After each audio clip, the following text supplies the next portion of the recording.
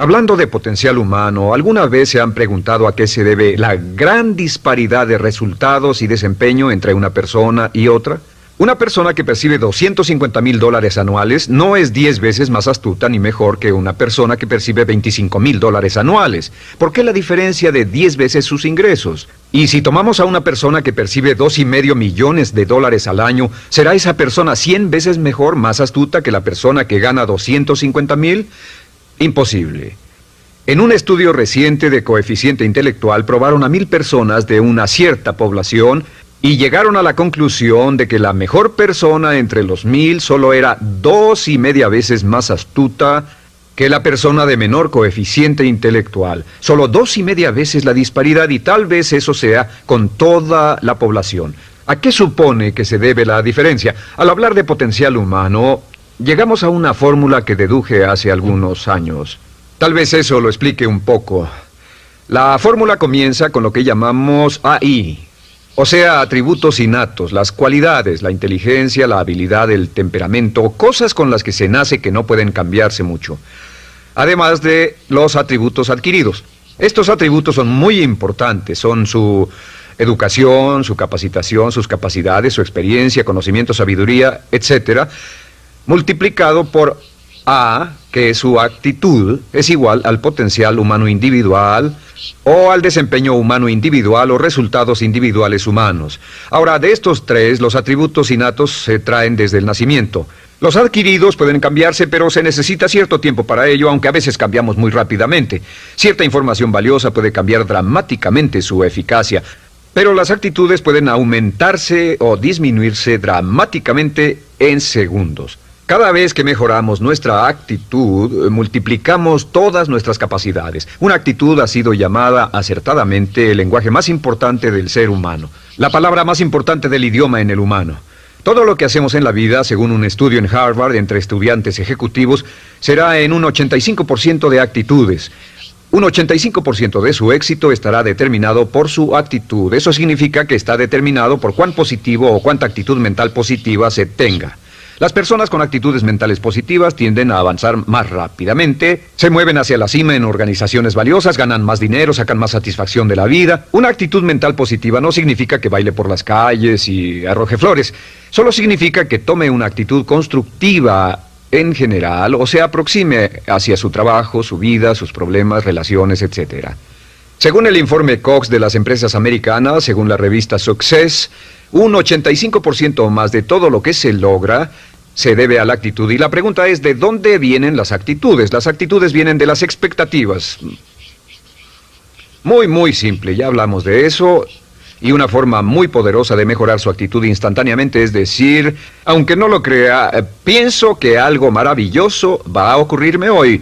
Como dijimos antes, nuestras expectativas sobre los desenlaces determinan nuestra actitud. Si espera que las cosas salgan bien, tendrá una actitud positiva. Si espera que salgan mal, tendrá una actitud negativa. Y lo maravilloso es que podemos fabricar nuestras expectativas. Podemos esperar lo que deseamos. Podemos esperar cosas buenas, cosas malas, y no nos decepcionaremos. ¿De dónde surgen nuestras expectativas? Nuestras expectativas surgen de nuestras creencias y de nuestros valores. Son el centro de los factores motivacionales de nuestra personalidad, nuestras creencias, y esto nos conduce a un entendimiento del potencial humano. Significa básicamente que nuestra actitud es una expresión externa de lo que está ocurriendo internamente, y esto es consistente con las leyes mentales. Con respecto a las creencias, cada uno de nosotros tiene muchas creencias en el fondo que los psicólogos llaman los conceptos propios. El concepto propio, o su descubrimiento, es considerado por muchos como el logro único y más importante para comprender el desempeño humano en el siglo XX. Yo estoy de acuerdo. El concepto propio es como, si queremos usar una analogía militar, el centro de mando. O si queremos usar una analogía técnica, es el programa central de su computadora básica. Es un grupo de creencias, valores, actitudes, sentimientos, ideas, etcétera, almacenadas en el fondo de nosotros y son el resultado de casi todas las experiencias que hemos tenido en la vida.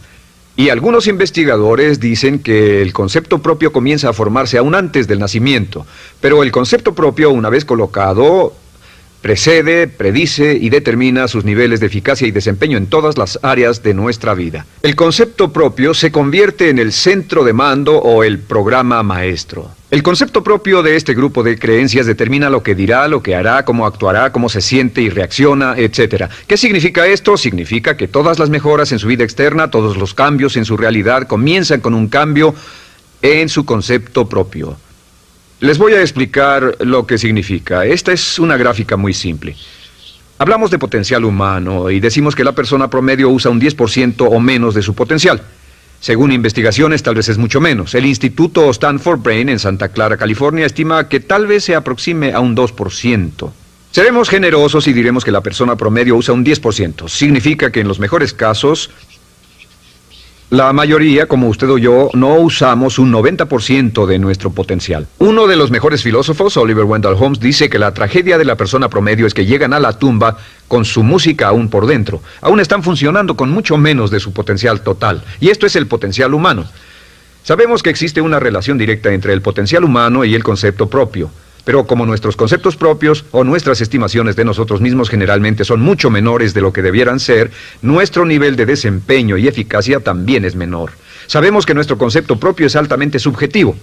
¿Qué significa esto? Significa que el concepto propio, lo que pensamos que es cierto sobre nosotros mismos, no está basado en la realidad, está basado en información que hemos tomado y aceptado como cierto, hasta el grado en que creemos lo que sea de nosotros mismos y se vuelve cierto para nosotros porque actuamos de una forma consistente con ello. Algunas personas que leen sus horóscopos y creen en horóscopos predicen su futuro. Hay algunas personas que toman la crítica y las opiniones de otros a quienes ni siquiera respetan y hacen suyas esas ideas, dando un resultado muy negativo. Lo que piense, lo que acepte como cierto, se vuelve cierto para usted. También sabemos que como adultos tenemos una variedad de conceptos propios. Tenemos un concepto propio de cómo vestirnos, cuánto pesamos, lo que comemos, lo bien que podemos hablar en público, qué tipo de padres somos, qué tipo de hijos somos con nuestros padres, qué tipo de esposo o esposa somos, qué tipo de amante, de conductor. Lo interesante de manejar es que todos los hombres tienen un concepto muy positivo con respecto a esto. Las mujeres no entienden esto, pero los hombres nacen con un genio inherente para manejar. Todos los hombres son choferes excelentes. Si no lo creen, todo lo que tienen que hacer las mujeres que están viendo esto es pensar en la última vez que trataron de corregir la forma de conducir de un hombre y recordarán que no obtuvieron buenas respuestas. ¿Cómo respondemos ante alguien que desafía nuestro concepto propio, sugiriendo que no somos las personas que pensamos ser? Estamos a la defensiva, nos enfadamos, nos irritamos, es difícil que nos traten. Tenemos un concepto propio de lo creativos que somos, lo inteligentes, lo rápido que leemos, lo bueno que somos en los deportes, y si practicamos una gran variedad de ellos, tenemos un concepto propio para cada uno de ellos. Tenemos un concepto propio de lo bien que cocinamos, de lo bien que educamos a nuestros hijos, de lo bien que limpiamos nuestra casa, los autos que manejamos, etc. Y también de lo que valemos por lo que ganamos. Es muy interesante saber que nunca ganamos más del 10% de nuestro concepto propio en ingresos. Nuestro concepto propio determina nuestro nivel de ingresos. Este nivel de concepto propio se llama zona de confort. Y aunque querramos más dinero, veremos que la tendencia humana natural de todas las actitudes es luchar por lograr entrar a la zona de confort y luego quedarnos ahí.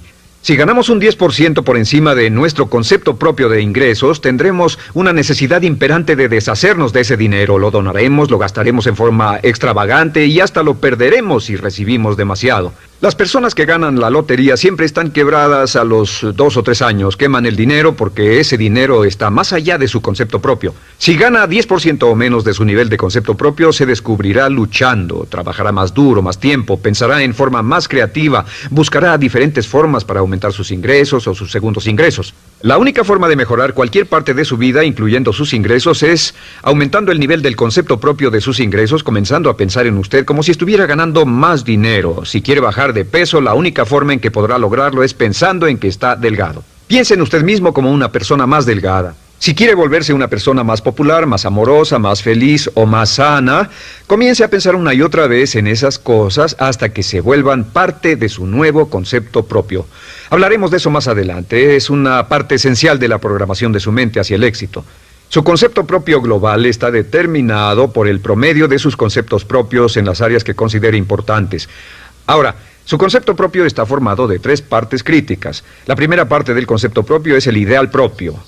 El ideal propio es la persona que más desearía ser, es su idea de lo que constituye un ganador, es su visión ideal de lo mejor que puede ser usted. Nada más, una de las cosas que sabemos de las personas con éxito es que las personas con éxito tienen ideales propios muy claros, ideales claros de quién quieren ser en el futuro. Las que no tienen éxito tienen ideales muy vagos. El número 2 es la autoimagen. La autoimagen es como un retrato de cómo se ve a sí mismo y lo que piensa de sí mismo. La autoimagen es el espejo interno, es como se percibe a sí mismo ahora en su desempeño actual, en forma cotidiana. La tercera parte es su autoestima. Su autoestima es cómo se siente consigo mismo. Cómo se siente consigo mismo es la fuerza motriz, el motor, la fuerza poderosa dentro de su subconsciente. Es la fuerza de energía dentro de su concepto propio y determina casi todo lo que le pasa. La mejor definición de autoestima es cuánto se agrada a sí mismo. Cuánto se agrada a sí mismo como esposo, cuánto se agrada a sí mismo como empleado, cuánto se agrada a sí mismo como jefe, como inversionista, como orador profesional, como atleta, etcétera. Según se agrade a sí mismo, su nivel de autoestima, su sentimiento emocional global respecto a cualquier área de su vida, determina su desempeño y su eficacia en dicha área. Lo sorprendente es que se convierte en lo que piensa, su concepto propio es maleable, su autoestima puede formarse repitiendo una y otra vez, me agrada mi persona, me agrada mi persona, me agrada mi persona. Me agrada mi persona, me agrada mi persona, me agrada mi persona. Entre más se repita, me agrada mi persona, me agrada mi persona. Entre más lo repita una y otra vez, más crecerá su autoestima y entre más crezca su autoestima, más crecerá su concepto propio global. Cuando crezca su concepto propio global, su desempeño será mejor en todo lo demás que emprenda. Cada vez que diga, me agrada mi persona, me agrada mi persona, me agrada mi persona, me agrada mi persona, me agrada, será como bombearse psicológicamente. Todo lo que pase que haga que su autoestima suba, hará que se comporte mejor. Todo lo que haga que su autoestima baje, hará que se comporte peor, que cometa errores, que sea infeliz, etcétera. Un punto crítico de agradarse a sí mismo, sobre autoestima y agradarse a sí mismo, es que, número 1, nunca puede querer a nadie más de lo que se quiere a sí mismo. Que su nivel de autoestima es determinante de la calidad de relaciones que tenga con los demás. Y número 2, es que nunca puede esperar que nadie más lo quiera o respete más de lo que se respeta a sí mismo. Cuanto se agrade o se respete a sí mismo, determina sus actitudes hacia usted. Todas las escuelas de psicología actualmente están de acuerdo en el hecho de que depende de lo que usted realmente se quiera y se respete a sí mismo como un ser humano valioso e importante, tiene efecto sobre todo lo que le pase. Cuánto se agrade a sí mismo y lo que puede hacer es mejorar su autoestima diciendo me agrada mi persona, me agrada mi persona, me agrada mi persona, me agrada mi persona.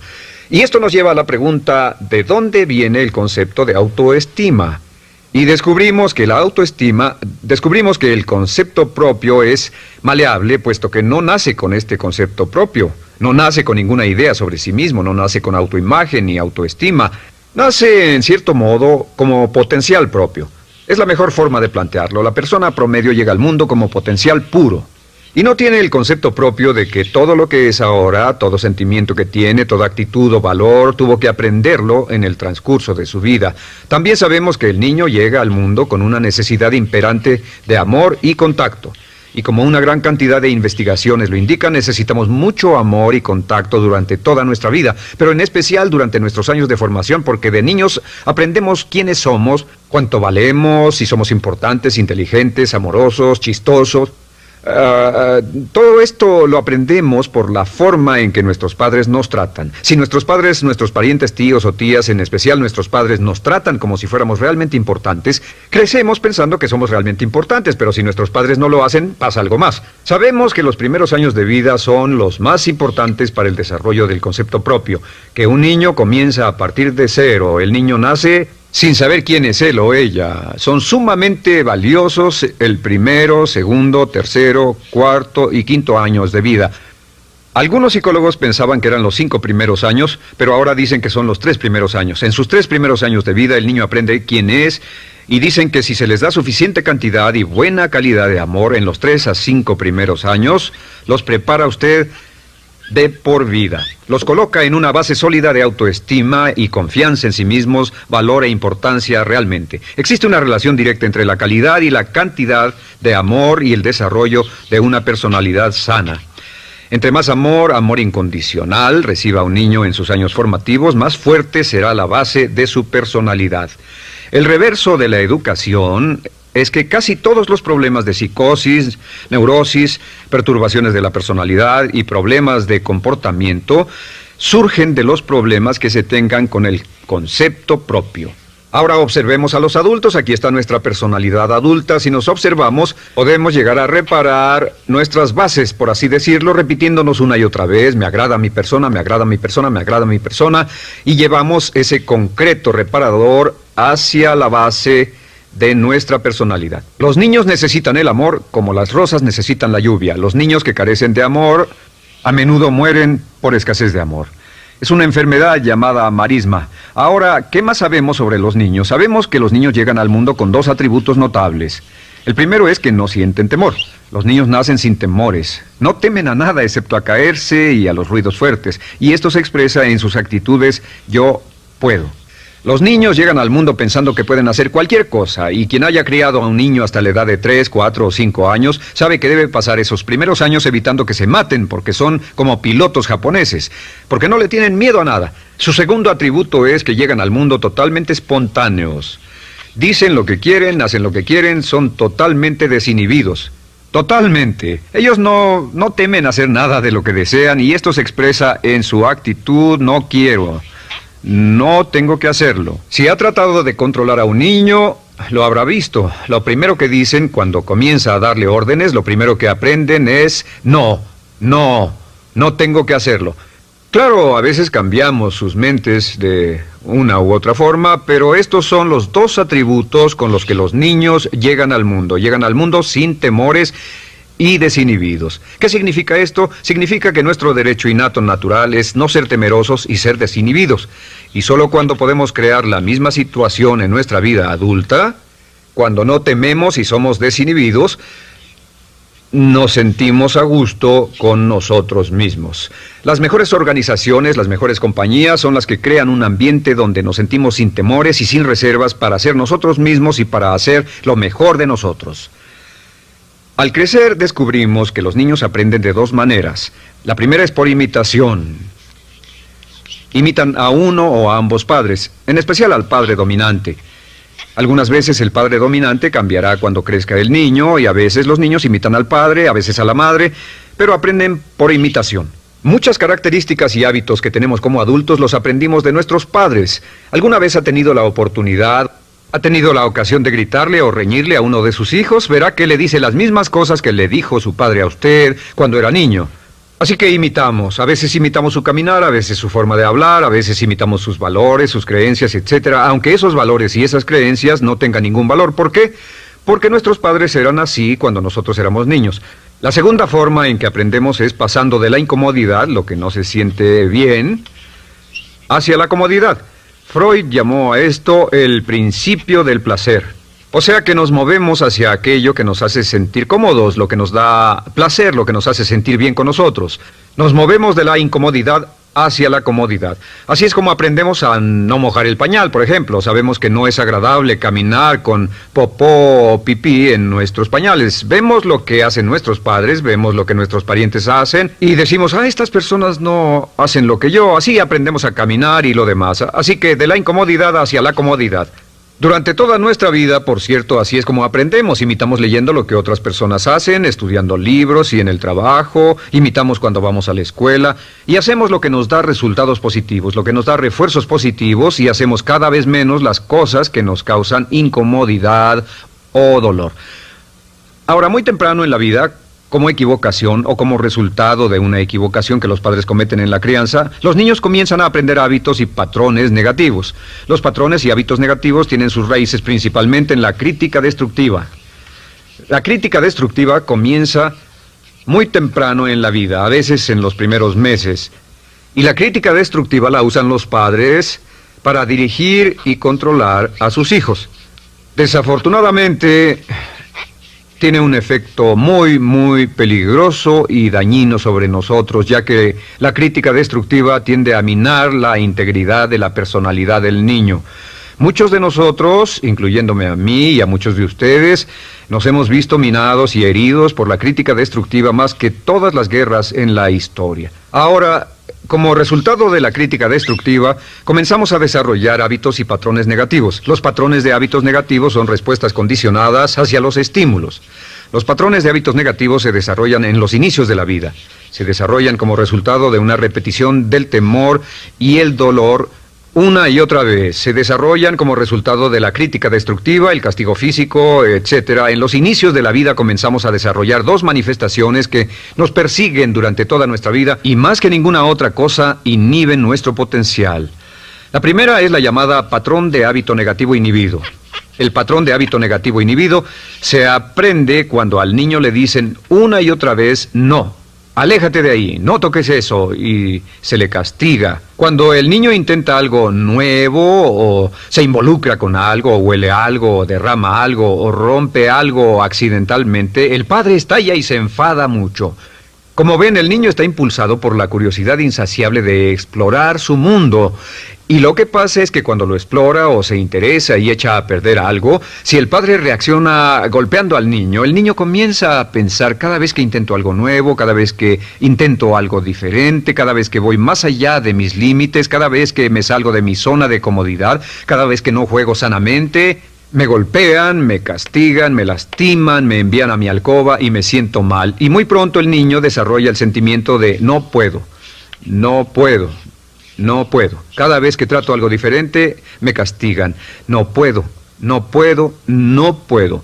Es como la respuesta de Pavlov. Pavlov sonaba la campana y le daba de comer a un perro, y el perro salivaba, y Pavlov alimentaba al perro. Mientras sonaba la campana, el perro salivaba y siguió haciendo eso, y después Pavlov solo sonaba la campana y el perro salivaba. Lo que pasa en la vida adulta es que esto crea lo que llamamos temor al fracaso.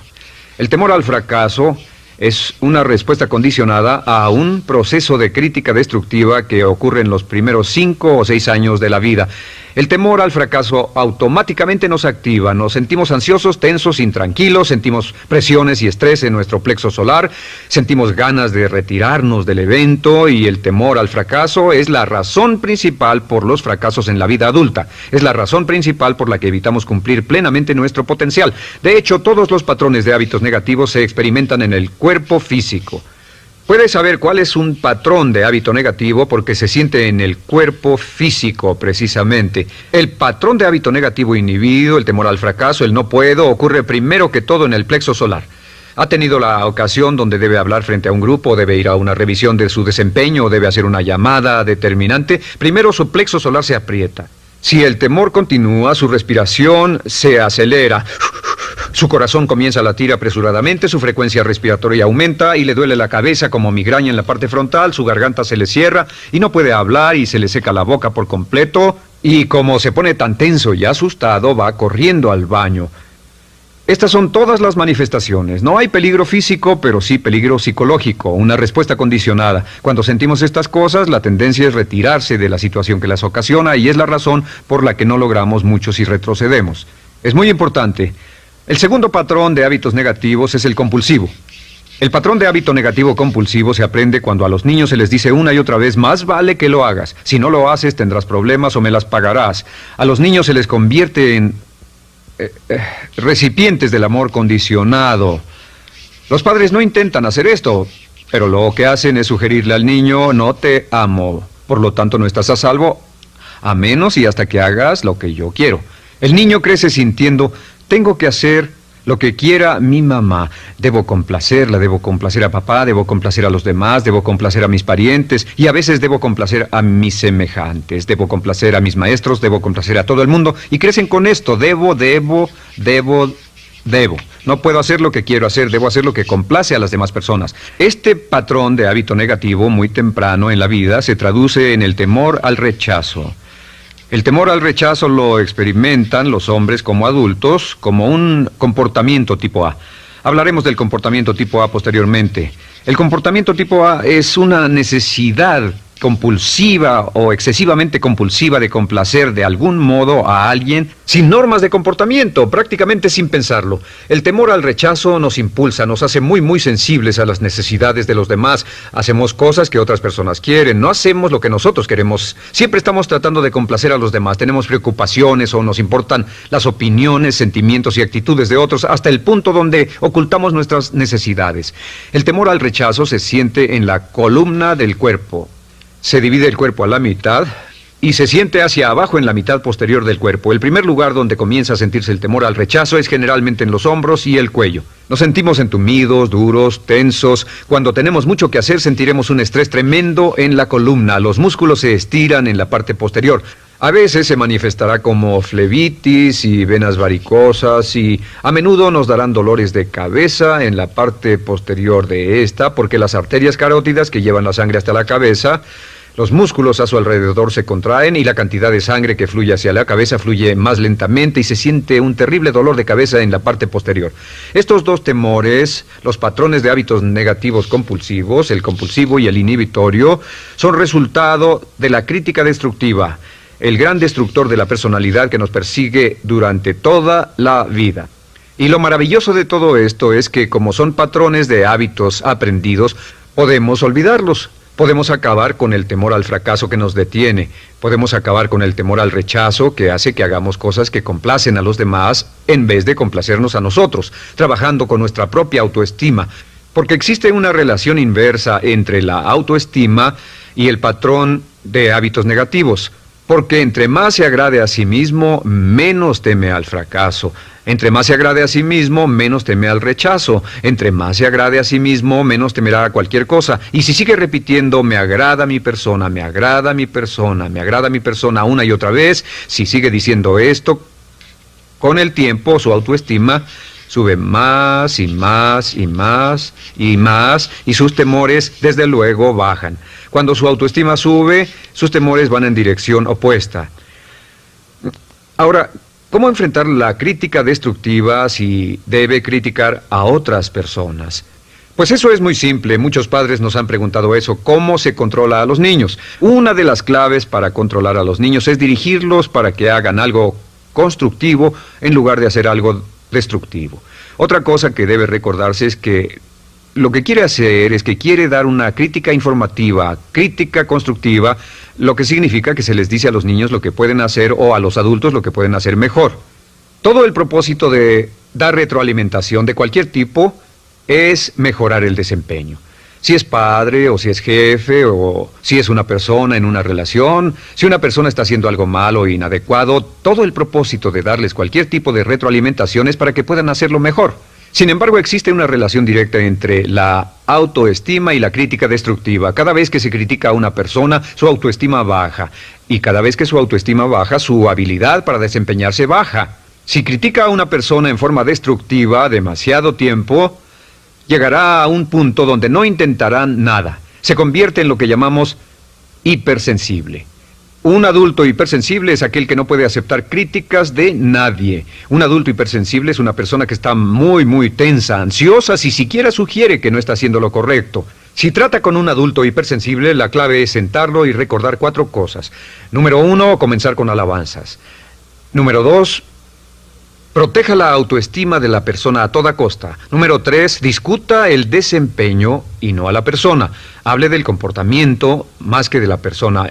Y número 4 es enfocarse hacia el futuro en vez de en el pasado. Enfóquese hacia lo que va a hacerse en forma diferente en el futuro en vez de lo que pasó en el pasado. ¿Por qué? Una razón muy simple, porque una persona no puede controlar el pasado. Al no poder controlar el pasado, cualquier crítica de lo que han hecho en el pasado les da un estrés tremendo y frustración. Así que, en resumen, la clave del éxito en la vida es una actitud mental positiva. Una actitud mental positiva se basa en expectativas de éxito, de una serie de expectativas positivas.